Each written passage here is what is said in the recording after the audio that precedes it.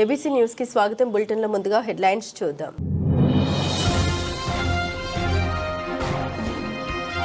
రేపట్లోగా శాఖల వారి పనుల జాబితా, అంచనాలకు తుది రూపం అందించాలి.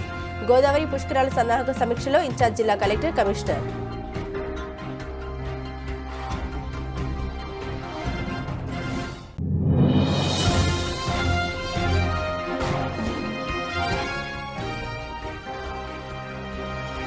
సుప్రీంకోర్టు ఆదేశాల మేరకు 40 గంటల మధ్యవర్తిత్వ శిక్షణ తరగతులు.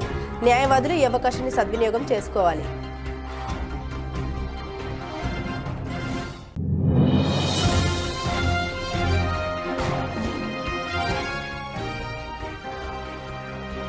పీజీఆర్ఎస్ రెవెన్యూ క్లినిక్ ఆర్జీలకు శాశ్వత పరిష్కారం చూపాలి. ఇన్ఛార్జ్ జిల్లా కలెక్టర్ వై మేఘా స్వరూప్ ఆదేశాలు.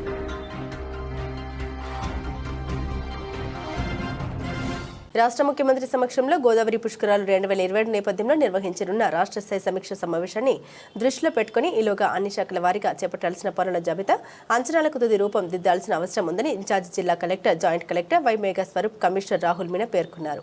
పుష్కరాల నిర్వహణకు అవసరమైన బడ్జెట్లో తగిన కేటాయింపులు జరగాలంటే అందుకు అనుగుణంగా ప్రతిపాదన స్పష్టంగా, సమగ్రంగా సిద్ధం చేయాలని అధికారులను ఆదేశించారు. గోదావరి పుష్కరాల సన్నాహక ఏర్పాట్లపై నగరపాలక సంస్థ కార్యాలయంలో మంగళవారం ఇన్ఛార్జ్ జిల్లా collector Y Megha Swaroop, commissioner Rahul Meena సంయుక్తంగా అన్ని శాఖల అధికారులతో సమీక్ష సమావేశం నిర్వహించారు. లేకుంటే ఇప్పుడు మీరు ఆర్ఎంపీ రోజు ఉన్నాయి చేస్తే అవుతుందా అలాగా లేదు.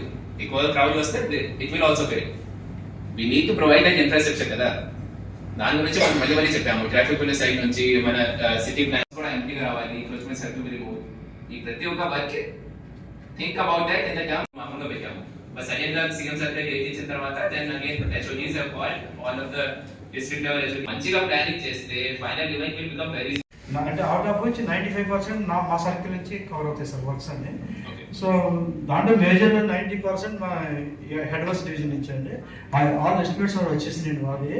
ఇంకా రిమైనింగ్ 3 డివిజన్స్ అంటే ఆల్ డిస్ట్రిక్ట్స్ నేను సబ్మిట్ చేయాలి సార్ ఓవరాల్గా. సో రిమైనింగ్ కూడా I think today or tomorrow receive చేసుకుని సబ్మిట్ చేస్తాం సార్. షిఫ్ట్ చేయొచ్చు. లైక్ సిటీ కూడా బాగా డెవలప్ అవుతుంది, ఘాట్స్ కూడా ఇంప్రూవ్ అవుతాయి. తీసుకుని పోగొట్టుకునేలాగా మాట్లాడితే వాళ్ళ డిపిఆర్ తయారు చేయండి అని చెప్పేసి ప్రపోజల్ పంపించారు. ఆ డిపిఆర్ లాగా అంటే మేము ఎస్టిమేట్ చేయగానే డిపిఆర్ అంటే కన్సల్టెంట్స్ ఉంటారు కంపల్సరీగా. ఏదైనా టైం లైన్ ఇస్తే దానికి స్టిక్ కరెక్ట్ గా మీరు అవుట్పుట్ ఇవ్వాల్సి ఉంటుంది. సో వన్స్ మీరు అది ఇచ్చాక మనం దాన్ని రిఫైన్ చేసుకోవచ్చు, ఇంకా బెటర్ గా చేసుకోవచ్చు. బట్ అట్లీస్ట్ మీరు ఆ ఫస్ట్ లెవెల్ డెడ్ లైన్స్ కన్నా మీట్ అవ్వాలి. సో ఇప్పుడు 1 by 1 డిపార్ట్మెంట్ వైజ్ గా will see. It will be a commercial thing. We'll earn income. Let them take it on lease. ఎక్కువ ప్రైవేట్ ఉన్నాయి సార్. గవర్నమెంట్ చాలా మీగా already group of secretaries have been finalized. If we see just go through one by one department, the water resources. Okay, meeting జరిగిందా లేదా? మూడిటికి కూడా ఇలా land తీసుకోవడం జరిగింది సార్ కొవ్వూరు డివిజన్ వైపు.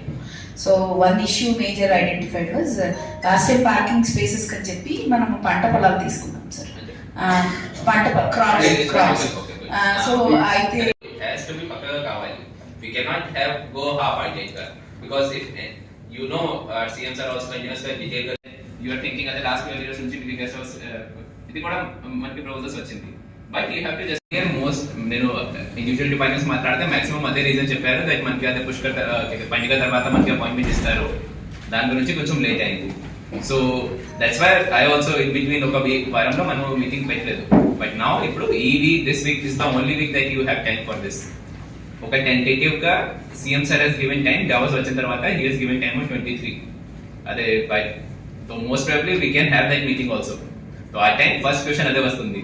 He will ask directly HODs, state level HODs, that exactly whether వాళ్ళ level pi 6 districts combined plan is prepared or not. కానీ ఇప్పుడు చూస్తే మాక్సిమం డిపార్ట్మెంట్ సైడ్ నుంచి this even first level of meeting కూడా జరగట్లేదు. So ఇంత delay చేస్తే it will become headache for you only because engineering departments అయితే మీ chief engineer or ENC scrutiny చేయాలా అండ్ ఎంత ఫండ్ రిక్వైర్మెంట్ ఉంటుంది ఇదంతా క్లారిటీ లేకపోతే ఇప్పుడు బడ్జెట్ సెషన్ కూడా వస్తుంది. మనం ఆ బడ్జెట్లో ఏమన్నా స్పెషల్ గా ప్రపోజల్స్ పెట్టి మనం ఫండ్ తీసుకోవాలి అంటే చేయలేము. అండ్ తర్వాత మనం డిస్ట్రిక్ట్ మీద వదిలేస్తే మళ్ళీ లాస్ట్ లో రష్ హడావిడి అవుతుంది. శాంక్షన్ అవుతుంది డబ్బేమో, మీరు టెక్నికల్ శాంక్షన్ ఇచ్చినా కూడా పని పూర్తి చేయలేము. అండ్ అది ఆపోజిట్గా హాఫ్గా కంప్లీట్ అవుతుంది. సో అట్లా కాకుండా ఉండాలి అని చెప్పి ఇప్పుడు కలెక్టర్ గారు కూడా లాస్ట్ 3 months నుండే పుష్ చేస్తూ ఉన్నారు.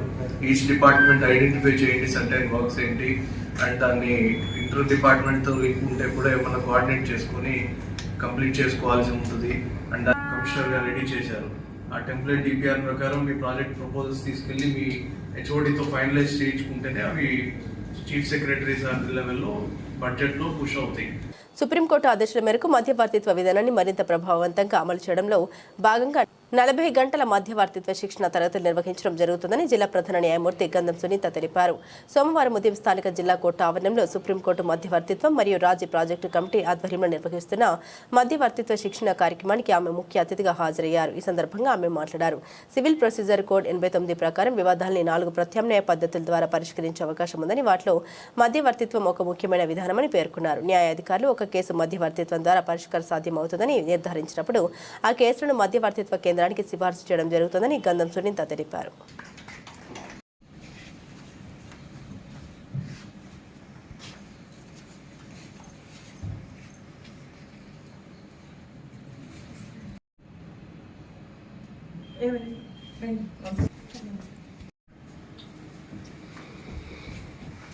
Chairperson Madam, Eastbourne District.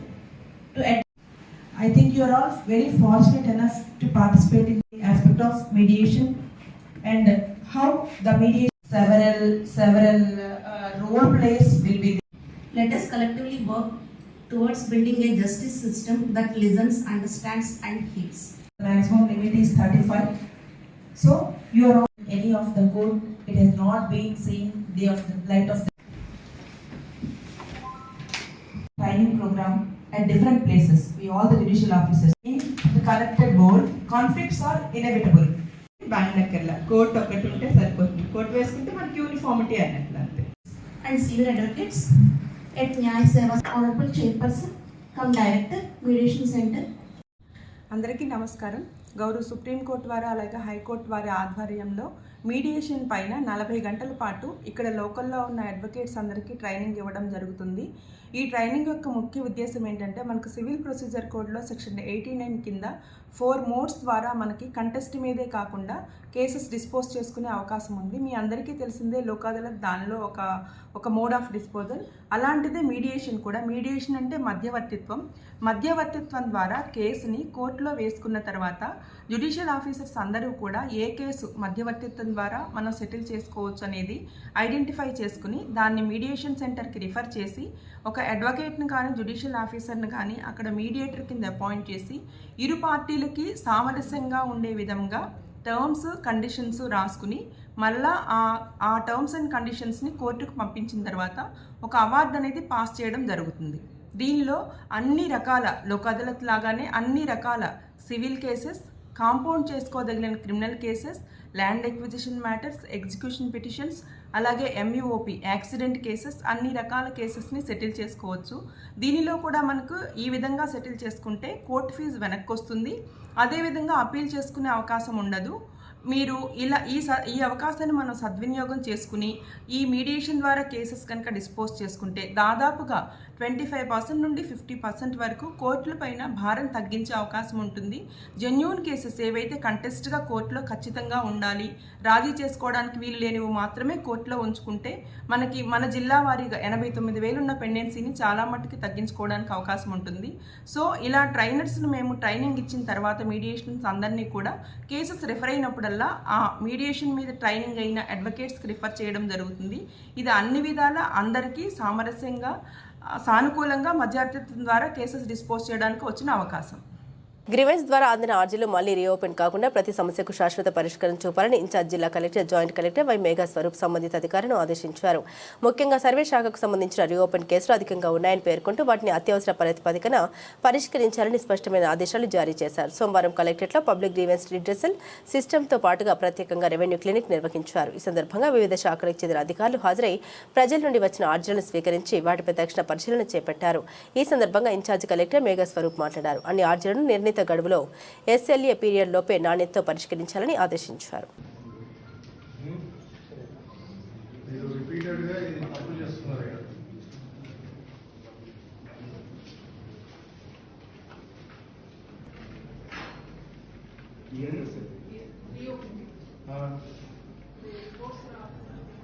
ఎవరు తప్పది రిపోర్ట్స్ రాకపోతే ఏం చేయాలా? నేను తెప్పియాలా? ఏడి మైండ్స్ దగ్గర ఉన్నాయి కాదు. యువకుల్లో పిఆర్టీసీ పోయింది అంటున్నా. వాళ్ళ సాటిస్ఫైడ్ ఉన్నారు.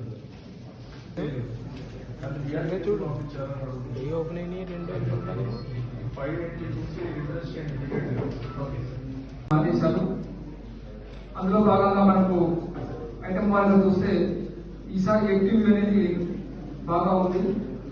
ఓన్లీ తహసీల్దార్ కోరుకుండా ఒకటి, అలాగే మనకు మండల సభ్యులు కడియం మినహా మిగతా అందరూ కూడా అప్డేటెడ్ గా ఇచ్చిన పిటిషన్స్ కూడా ఓపెన్ చేసి చూశారు. తర్వాత మనకు బిఎన్ఎస్ఎల్ 31 ఉన్నాయి.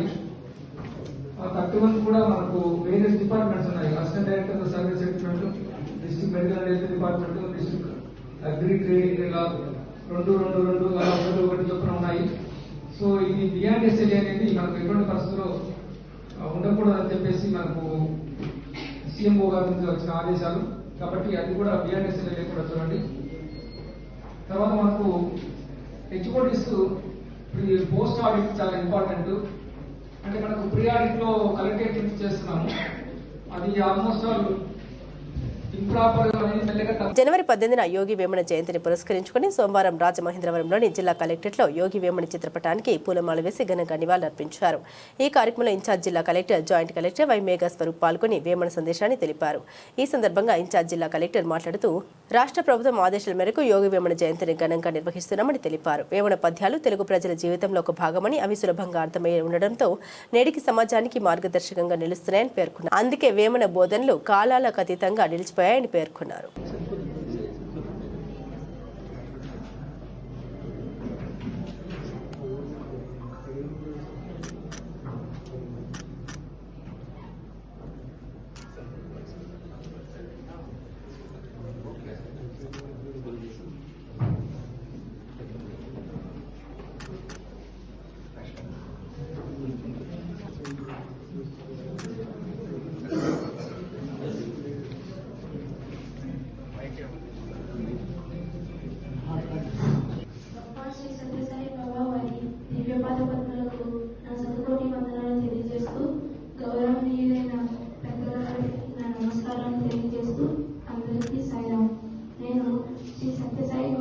ఇంగ్లీష్ మీడియం పాఠశాలలో రాజమండ్రిలో చదువుతున్న 7వ తరగతిలో చదువుతున్న విద్యార్థులు.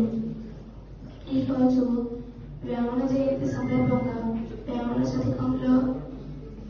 శతకంలోని నాకు నచ్చిన ఒక పద్యాన్ని మీకు తెలియజేస్తున్నాను.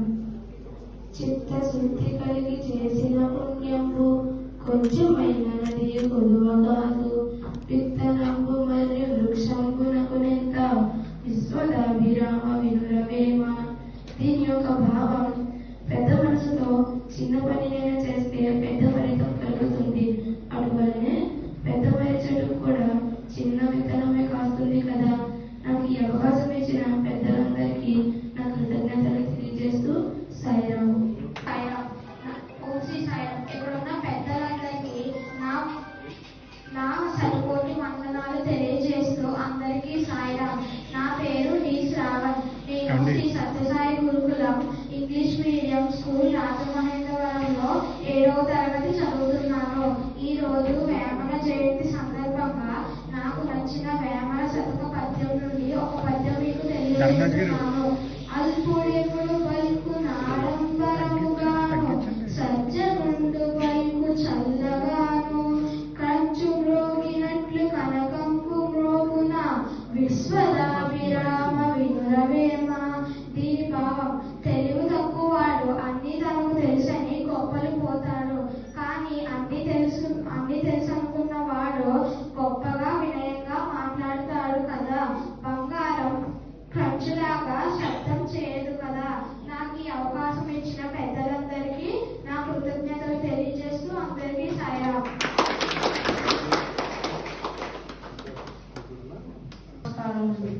నేను శ్రీ సత్యసాయి గురుకులం రాజమహేంద్రవరం 7వ తరగతి చదువుతున్న బాలుడిని. నేను ఈరోజు వేమన శత జయంతి సందర్భంగా నాకు తెలిసిన వేమన పద్యంను మీకు తెలియజేస్తున్నాను.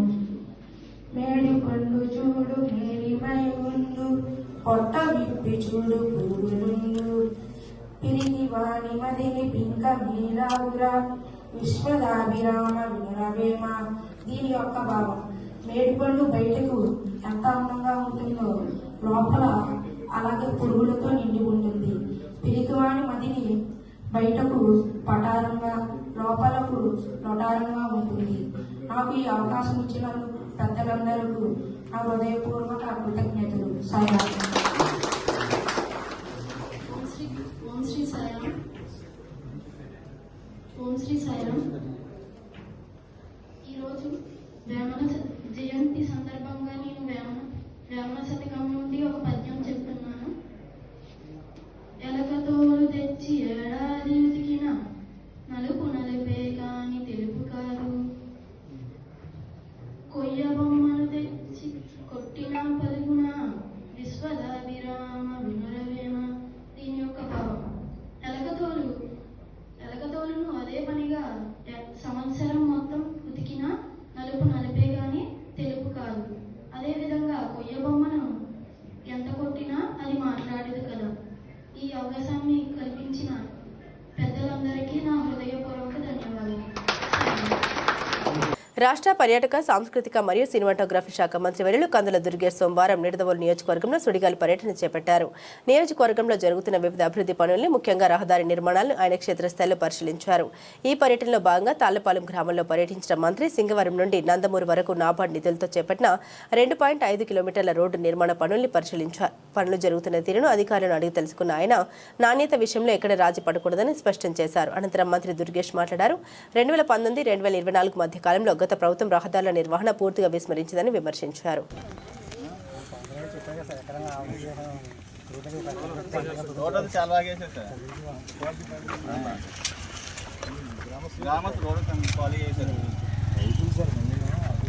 మెయిన్ పాయింట్ రవాణాకి పని చేద్దాం, రైతులకి పని చేద్దాం. అదే మీరా ఎప్పుడు పెట్టించాను కొంచెం బాగుండేమో.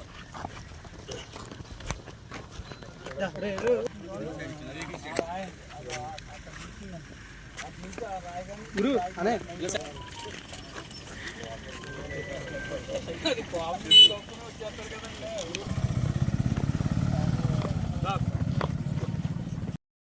తలపాల నుంచి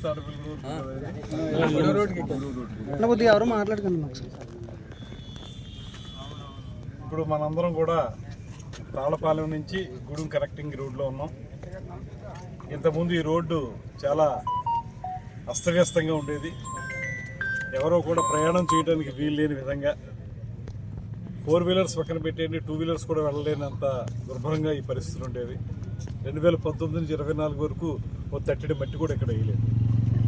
మనం అధికారంలోకి వచ్చిన తర్వాత, ఈ కూటమి ప్రభుత్వం అధికారంలోకి వచ్చిన తర్వాత స్థానికులందరూ కూడా నన్ను అడిగారు, ఈ రోడ్డు కొంచెం మాకు చేయిస్తే గూడు వెళ్ళడానికి మాకు ఈజీ అవుతుంది అనేటువంటి మార్గం. దాని ప్రకారం ఇది మనం చేయడం జరిగింది. 1.5 కిలోమీటర్స్ మేరకు ఒక మంచి బీటీ రోడ్ని ఇక్కడ మనం ఏర్పాటు చేయడం జరిగింది. ఇవాళ నాకు ఆనందం ఏంటంటే, ఇక్కడికి వచ్చి గ్రామస్తుల్ని చూస్తుంటే వారి మొహాల్లో ఆనందం కనబడుతూ ఉంది. వారు మాకు ఒక మంచి రోడ్డుని అందించారు అనేటువంటి మాట వారు చెప్తున్నారు. నిజంగా ఇలాగే మొత్తం నియోజకవర్గంలో అన్ని ప్రాంతాలని కూడా అభివృద్ధి చేయాలని చాలా కృషి చేస్తూ ఉన్నాం. ఈ మధ్యకాలంలోనే కానూరు ఉసులుమర్రు రోడ్డు కానీ, ఆ తర్వాత పెరవలి కాపురం కూడా పెంచాలనేటువంటి ఆలోచన కూడా చేస్తూ ఉన్నాం. చివటం రోడ్డు, ఉండ్రాజవరం, ఇవన్నీ కూడా కొత్తగా నేను దగ్గర కూర్చుని ముఖ్యమంత్రి గారిని రిక్వెస్ట్ చేసి, అదేవిధంగా R&B మినిస్టర్ గారితో మాట్లాడి సాధించుకున్నాం. అదేవిధంగా మనం అధికారంలోకి వచ్చిన తర్వాత ఇప్పటి వరకు పల్లి పండుగ 1, 2లో మొత్తం కలిపి ప్రమారవి 450 గ్రామీణ రోడ్లు కూడా వేసాం. దానికి కూడా ఉప ముఖ్యమంత్రి గారికి ప్రత్యేకంగా ధన్యవాదాలు తెలియజేస్తున్నాను. మరొక 28 కోట్లతోటి పంచాయతీరాజ్ శాఖ నుంచి మరికొన్ని రోడ్లకి శాంక్షనింగ్ తెచ్చాం. అది కూడా త్వరలోనే ప్రారంభించుకుని మొత్తంగా నియోజకవర్గాన్ని గుంతలు లేనటువంటి రోడ్లతోటి మంచిగా తయారు చేయాలని, అదేవిధంగా ప్రభుత్వం చేస్తున్నటువంటి సంక్షేమ పథకాలు ఏవైతే ఉన్నాయో వాటి ఫలితాలను ప్రజలకు అందించాలని కృషి చేస్తూ ఉన్నాం. ఏదైనప్పటికీ కూడా ఇవాళ ఈ రోడ్డు మీద నిలబడి గ్రామస్తులతో నిలబడి వారి ఆ మొహాల్లో ఆనందం చూడడం అనేది నాకు చాలా ఆనందంగా ఉందనేటువంటి మాటలు తెలియజేస్తూ సెలవు తీసుకుంటున్నాను. పేదల సంక్షేమమే ధ్యేయంగా ఆరోగ్య ఆంధ్రప్రదేశ్ లక్ష్యంగా కూటమి ప్రభుత్వం పనిచేస్తోందని మంత్రి కందుల దుర్గేష్ అన్నారు. సోమవారం నిడదవోలు క్యాంపు కార్యాలయంలో మంత్రి కందుల దుర్గేష్ స్వయంగా నిడదవోలు నియోజకవర్గంలో అనారోగ్యం బారిన పడిన 35 మంది బాధితులకు 22,07,999 విలువైన సీఎంఆర్ఎఫ్ చెక్కులను ఎల్ఓసి పత్రాలు పంపిణీ చేశారు. అందులో 33 మందికి 14,07,471 విలువైన సీఎంఆర్ఎఫ్ చెక్కులు, ఒక్కొక్కరికి 4 లక్షల చొప్పున ఇద్దరికి 8 లక్షల విలువైన ఎల్ఓసి పత్రాలను అందించారు. ఈ సందర్భంగా మంత్రి కందుల దుర్గేష్ మాట్లాడారు. సీఎంఆర్ఎఫ్ పేదలకు వరమని, ప్రజలకు సంపూర్ణ ఆరోగ్యం అందించడమే కూటమి ప్రభుత్వ లక్ష్యమని పేర్కొన్నారు. ఇప్పటి వరకు నిడదవోలు నియోజకవర్గంలో ముఖ్యమంత్రి సహాయ నిధి కింద 591 మందికి 4,31,25,824 రూపాయలు లబ్ధి చేకూర్చామని వెల్లడించారు.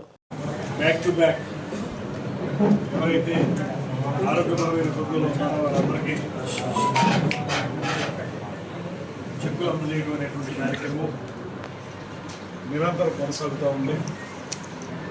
మనం రెండోసారి చెక్కులు ఇచ్చి ఇంకా నెల కూడా పూర్తి కాలేదు. వెంటనే అందరికీ కూడా చెక్కుల్ని రిలీజ్ చేస్తున్నందుకు ముఖ్యమంత్రి గారి టీంకి, ఉప ముఖ్యమంత్రి గారికి ప్రత్యేకమైన ధన్యవాదాలు తెలియజేస్తూ ఇవాళ ఇప్పటి వరకు నిడదవోలు నియోజకవర్గంలో మన అధికారులు అది ముఖ్యమంత్రి సహాయ నిధి కానివ్వండి, ఎల్ఓసి కానివ్వండి, లేకపోతే ఆర్థికపరమైన సహకారం కానివ్వండి, మొత్తంగా 4,31,25,824 రూపాయలు మనం ఇప్పటిదాకా అందించడం జరిగింది. ఈ ఇప్పుడు ఇచ్చినటువంటి చెక్కులు మన ముఖ్యమంత్రి సహాయ నిధి చెక్కులు 33, 14,07,471. అదేవిధంగా ఎల్ఓసి ఇద్దరికి ఇచ్చాం, అది 8,05,28. మొత్తంగా 22,07,999 రూపాయలు వాళ్ళ చెక్కుల రూపంలో అందరికీ అందజేయడం జరుగుతుంది. ముఖ్యంగా హెల్తీ, వెల్తీ, హ్యాపీ స్టేట్ ఉండాలనేటువంటి మాటని ముఖ్యమంత్రి గారు చెప్తా ఉన్నారు. అందుకే ఆయన ఆరోగ్యపరమైనటువంటి ముఖ్యమంత్రి సహాయ నిధి కార్యక్రమాల విషయంలో ఎప్పుడూ కూడా వెంటనే వాటిని పూర్తి స్థాయిలో ప్రాసెస్ చేసి మనకి ఈ చెక్కులు అందించడం అనేటువంటి కార్యక్రమం జరుగుతూ ఉంది. అందుకు ముఖ్యమంత్రి గారికి మన అందరి తరఫున కూడా ప్రత్యేకమైనటువంటి ధన్యవాదాలు తెలియజేస్తూ ఆంధ్రప్రదేశ్ని ఆంధ్రప్రదేశ్గా తయారు చేయాలనేటువంటి ముఖ్యమంత్రి గారి ప్రయత్నం, దానికి సహకరిస్తున్నటువంటి ఉప ముఖ్యమంత్రి గారు, పైన ఉన్నటువంటి నరేంద్ర మోడీ గారు అందరూ కలిసి డబుల్ ఇంజిన్ సర్కార్ ఇవాళ ఈ రాష్ట్రంలో అన్ని సంక్షేమ కార్యక్రమాలను చేపడతాం. ఒక పక్కన పెన్షన్లు పెంచడం కానివ్వండి, అదేవిధంగా తల్లికి వందనం కార్యక్రమం, అన్నదాత సుఖీభవ, దీపం పథకం, రైతులకి వారు అమ్మిన ధాన్యానికి వెంటనే వారి ఖాతాల్లోకి ధనం వేయడం, దాంతోపాటు ఈ మధ్యకాలంలో ప్రారంభించినటువంటి స్త్రీ శక్తి ఉచిత బస్సు, ఈ పండుగల్లో కూడా అనేక మంది మహిళలు ఈ ఉచిత బస్సు ఉపయోగించుకుని ఎంతో ఆనందంగా గడిపారు. ఈ రకమైనటువంటి సంక్షేమ కార్యక్రమాల ద్వారా ఒక పక్కన మనకి సూపర్ 6 ఏదైతే ఉందో దాన్ని సూపర్ డూపర్ హిట్ చేయడం మాత్రమే కాకుండా, మరో పక్కన వివిధ రకాల స్థాయిల్లో పెట్టుబడులు తీసుకొచ్చి, అది ఐటీ రంగం కానివ్వండి, పర్యాటక రంగం కానివ్వండి, ఇతరత్ర ఏ రంగం చూసుకున్నప్పటికీ కూడా పెద్ద ఎత్తున పెట్టుబడులు తీసుకొచ్చి అభివృద్ధిని మరో పక్కన చేస్తూ ఉన్నారు. సో సంక్షేమాన్ని, అభివృద్ధిని చేయడంతో పాటు ఇలాంటి ముఖ్యమంత్రి సహాయ నిధి కార్యక్రమాల ద్వారా పేద ప్రజలందరికీ కూడా ఆరోగ్యం అందించేటువంటి కార్యక్రమాన్ని కూడా ముఖ్యమంత్రి గారు చేపడుతున్నారు. అందుకు ప్రత్యేకంగా మరొకసారి ధన్యవాదాలు తెలియజేస్తూ మన నిడదవోలు నియోజకవర్గం అన్ని రంగాల్లో ముందుకు వెళ్ళాలని మనం చాలా చక్కటి ప్రణాళికతో ముందుకెళ్తా ఉన్నాం. నేను నిన్ననే మన కానూరు ఉసిరిమరు రోడ్డు చూశాను, ఇవాళ కూడా కొన్ని రోడ్లు చూస్తాను. మొత్తంగా చూస్తే ఇవాళ R&B రోడ్లు గతంలో ఎప్పుడూ లేనటువంటి R&B రోడ్లు, ఇవాళ రమారమి 27 కోట్ల రూపాయలతోటి R&B రోడ్లు. అదేవిధంగా స్థానిక కాకినాడ రోడ్లోని ఎన్టీఆర్ స్మారక మందిరం వద్ద ప్రతి సోమవారం జగ్గంపేట శాసనసభ్యులు జ్యోతుల నెహ్రూ, జిల్లా టీడీపీ అధ్యక్షులు జ్యోతుల నవీన్ ఆధ్వర్యంలో నిర్వహిస్తున్న ఉచిత అన్న క్యాంటీన్కు ఈ వారం దాత పెద్ద రాంబాబు, మనవడు జీను వెంకటేష్ రాఘవ దంపతులు కుమారుడు సాయి కార్తిక్ శ్రీరామ్ పుట్టినరోజు సందర్భంగా పేదలకు అన్నదానం నిర్వహించారు. ఈ సందర్భంగా ఆర్యవేశ డైరెక్టర్ కొత్తకొండబాబు మాట్లాడారు. గత 5 సంవత్సరాలుగా ఎమ్మెల్యే నెహ్రూ, నవీన్ ఆధ్వర్యంలో దాతల సహకారంతో నిర్వహిస్తున్న అన్న క్యాంటీన్కు ఈ వారం రావులమ్మ అమ్మవారి ఆలయ ధర్మకర్త జీను పెదబ రాంబాబు, మనవడు సాయి కార్తిక్ శ్రీరామ్ పుట్టినరోజు సందర్భంగా వారి ఆర్థిక సహాయంతో 500 మందికి అన్నదానం నిర్వహించామని, తొందరలోనే గోకవరం రోడ్లోని పంచాయతీరాజ్ గెస్ట్ హౌస్ వద్ద ప్రభుత్వ అన్న క్యాంటీన్ ప్రారంభోత్సవం జరుగుతుందని తెలిపారు.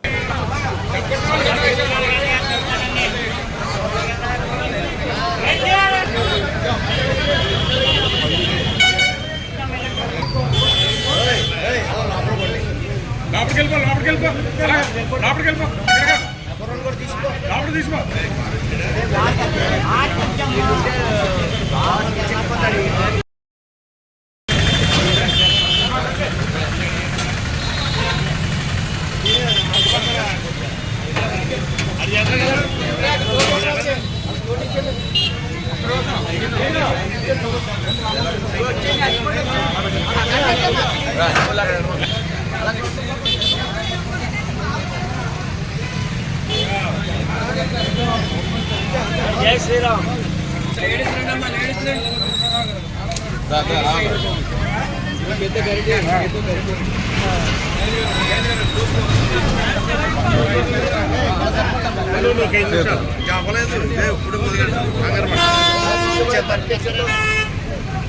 మీరు తెచ్చేస్తారు అలా ఉండండి 5 నిమిషాలు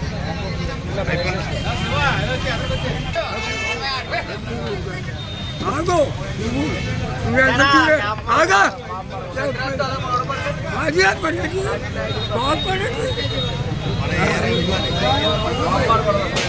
పాపం తగ్గించుకోండి మరి చేస్తాడు కదా.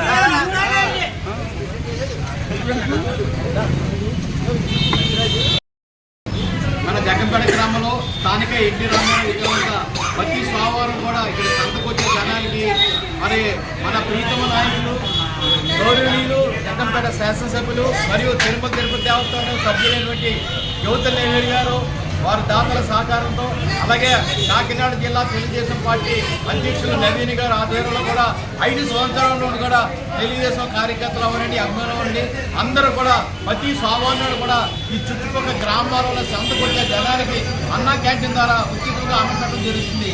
ఈ కార్యక్రమంలో ఈరోజు మరి జీని పెద్దరాంబాబు గారు మనవడైనటువంటి సాయి కార్తీక్ శ్రీరామ్ వారి పుట్టినరోజు సందర్భంగా ఈరోజు అన్నా క్యాంటీన్లో పేదలందరికీ కూడా అన్నదానం ఏర్పాటు చేయండి.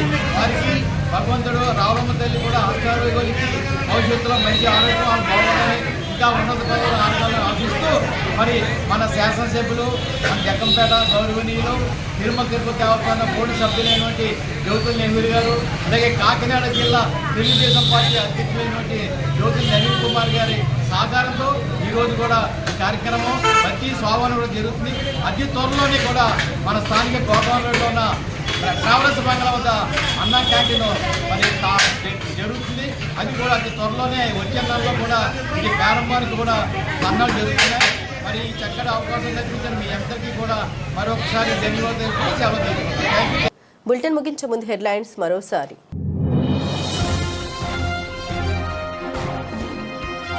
రేపట్లోగా శాఖల వారి పనుల జాబితా, అంచనాలకు తుది రూపం అందించాలి. గోదావరి పుష్కరాల సన్నాహక సమీక్షలో ఇన్ఛార్జ్ జిల్లా collector, commissioner.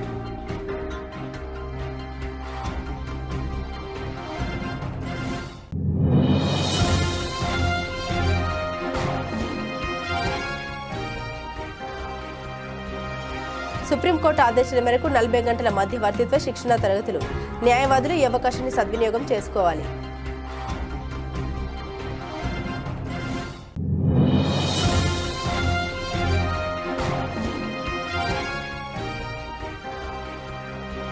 PGRS revenue clinic ఆర్జీలకు శాశ్వత పరిష్కారం చూపాలి. ఇన్ఛార్జ్ జిల్లా కలెక్టర్ వై మేఘస్వరూప్ ఆదేశాలు.